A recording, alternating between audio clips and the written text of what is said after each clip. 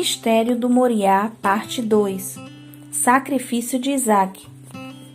Olá, queridos amigos e irmãos, vamos continuar a série sobre os significados dessa história.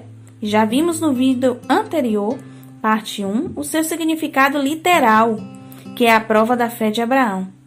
Vamos ao próximo assunto e precisamos novamente ler o texto base que está em Gênesis capítulo 22. E aconteceu depois destas coisas que tentou Deus a Abraão e disse-lhe: Eis-me aqui. E disse: Toma agora o teu filho, o teu único filho Isaque, a quem amas, e vai-te à terra de Moriá, e oferece-o ali em holocausto sobre uma das montanhas que eu te direi. Ao terceiro dia levantou Abraão seus olhos e viu o lugar de longe. E disse a Abraão a seus moços: Ficai-vos aqui com o jumento, e eu e o moço iremos até ali, e, havendo adorado, tornaremos a vós. E tomou Abraão a lenha do holocausto e pô-la sobre Isaque, seu filho. E ele tomou o fogo e o cutelo na sua mão. E foram ambos juntos.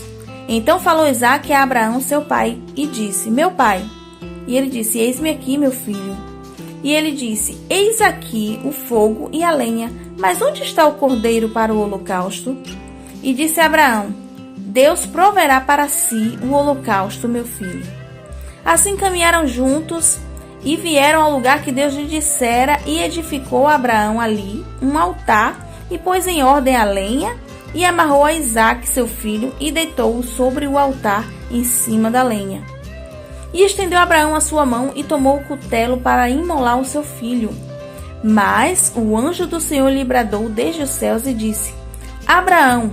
E ele disse: Eis-me aqui. Então disse: Não estendas a tua mão sobre o moço e não lhe faças nada, porquanto agora sei que temes a Deus e não me negaste o teu filho, teu único.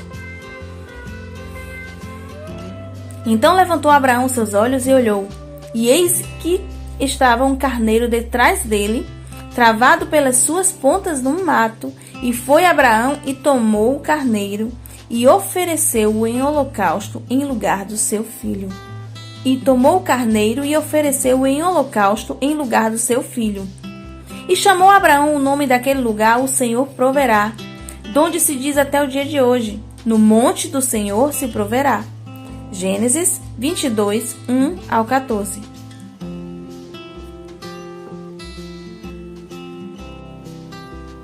Meus irmãos, observe uma coisa muito especial desta palavra. Isaque era muito especial para Abraão, não só porque era seu filho, mas porque era seu milagre, pois ele não tinha mais idade para ter filhos e nem Sara, mas Deus o presenteou na sua velhice. Essa passagem bíblica ela é um reflexo de algo muito especial no futuro da humanidade, e é sobre o centro da Bíblia, que sempre denota a figura de Jesus, o filho da semente da mulher que iria surgir para derrotar Satanás e ferir-lhe a cabeça. Veja na descrição desse vídeo o link que fala sobre esse episódio, Quem é Satanás? No Antigo Testamento, todo o povo fazia sacrifício para que os pecados fossem perdoados. No entanto, muitos de nós questionamos sobre essa cultura. O que de fato acontece é que Deus, o Criador, ele se apresenta aos homens de maneira mais próxima e acessível possível para que o homem compreenda um pouco da sua natureza. Por isso Deus dava muitas instruções ao povo em rituais que dão significado ao mundo espiritual e ou mostra o que vai acontecer no futuro, por exemplo. Jesus, quando esteve na terra, falava por meio de parábolas e afirmava sempre que algumas coisas só seriam reveladas aos seus pequeninos. Por isso ele falou que falaria por meio de parábolas em seu ministério para que quem ouve e lê não entenda, ou seja, as pessoas carnais. Por isso há ensinos que estão sendo decifrados por alguns e ainda em tempo oportuno, quando Deus permitir e abrir a visão e mostrar o ensino ao povo. Entenda, quando se diz que a palavra se renova, isso é muito real. Você consegue entender ou sentir o que Abraão sentiu quando Deus pediu seu filho em sacrifício? Você acredita que Deus queria que por meio dessa história você pudesse imaginar estar no lugar de Abraão para entender o que o próprio Deus sentiu quando entregou seu filho na cruz do Calvário para salvar toda a humanidade pecadora? Quantas vezes nós já ouvimos o versículo: porque Deus amou o mundo de tal maneira tal maneira que deu seu Filho único para que todo aquele que nele crê não pereça, mas tenha a vida eterna, lá em João 3,16? É um versículo muito simples e objetivo, mas possui uma profundidade muito grande, porque a maneira que Deus amou o mundo foi tão grandiosa que não há palavras para expressar, e é por isso que o apóstolo João expressou algo tão vago como a palavra tal. Já que nós não tínhamos nada a oferecer a Deus e pecadores que somos, por que Ele se importa tanto conosco? Só pode ser por amor, um amor muito grande, porque o amor de Deus é verdadeiro, porque é dado mesmo sem merecer. Lá na carta aos Romanos está escrito: mas Deus prova o seu amor para conosco em que Cristo morreu por nós, sendo nós ainda pecadores. Romanos 5:8. Quando Deus percebe que no mundo havia muita maldade, Ele poderia, pelo seu poder, destruir tudo de uma só vez. Por isso, na palavra também diz que a misericórdia do Senhor é a causa de nós não sermos consumidos. Lamentações 3:22. Retomando sobre o sacrifício de Isaque, podemos perceber que este iria morrer ali naquele altar como sacrifício pelos pecados. Um humano que iria pagar com sangue o resgate, o que seria justo, visto que quem pecou e peca é a humanidade. Mas, ali naquele momento, Abraão foi impedido de realizar tal situação.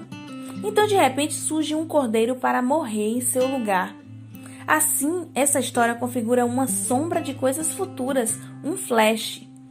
Deus revela a nós que um dia enviaria a salvação para a humanidade. O cordeiro surgiu no momento oportuno e ele morreu no lugar do homem. Isaque representa toda a humanidade. Mas em vez disso, o cordeiro morreu no lugar dele. No Moriá, Deus revelou o que faria ao homem pecador, e no Calvário, o Cordeiro de Deus, puro e sem pecado, morreria em nosso lugar. Por isso que João Batista, ao avistar Jesus, o chamou de Cordeiro de Deus. No dia seguinte, João viu a Jesus, que vinha para ele, e disse: Eis o Cordeiro de Deus que tira o pecado do mundo. João 1:29.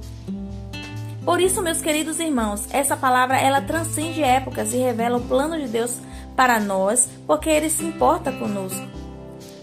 Por isso precisamos aceitar o sacrifício de Jesus todos os dias, porque Ele se prontificou a pagar nossa dívida e nós precisamos confessar se aceitamos esse pagamento ou não. Por isso, se você ainda não decidiu e quer decidir, então diga: Senhor, eu não mereço, mas eu aceito o Teu sacrifício como pagamento da minha dívida e aceito a Tua salvação e quero ter a vida eterna e viver para sempre com Deus. Amém. Compartilhe a palavra de Deus, amigo e irmão, e vamos juntos alcançar mais vidas. Obrigada, até o próximo vídeo. Deus abençoe, Deus seja louvado para sempre.